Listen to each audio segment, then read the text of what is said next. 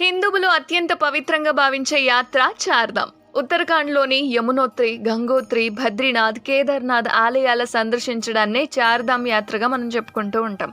అయితే యమునోత్రి, గంగోత్రి ఆలయాలు తెరుచుకోగా మంగళవారం కేదార్నాథ్ ఆలయాన్ని కూడా తెరిచేశారు. ద్వాదశ జ్యోతిర్లింగాలలో కేదార్నాథ్ ముఖ్యమైంది. అది కూడా ఒకటి.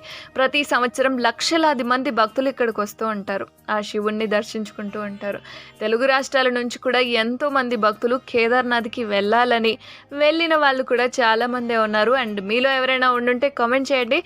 అయితే ఉత్తరాఖండ్లోని రుద్రప్రయాగ్ జిల్లా కేదార్ఘట్లో ఈ ఆలయం ఉంది. కేదార్ ఆలయాన్ని పాండవ వంశస్థుడైన జనమేజయుడు నిర్మించాడని చరిత్ర చెప్తోంది. ఇక్కడ ఉన్న స్వయంభూ శివలింగం కూడా చాలా పురాతనమైంది. ఆదిగురు శంకరాచార్య ఈ ఆలయాన్ని పునరుద్ధరించారు. కేదార్నాథ్ ఆలయాన్ని కథ్యూరి శైలిలో నిర్మించారు. రాళ్ళు, దేవదారు చెక్కపై అద్భుతమైన శిల్పాలు కనిపిస్తాయి. మీరు ఎప్పుడైనా వెళ్ళాలి అనుకుంటే ఓం నమ శివాయ అంటూ కామెంట్ చేయండి. ఆ శివుడే తీసుకెళ్తాడు మిమ్మల్ని.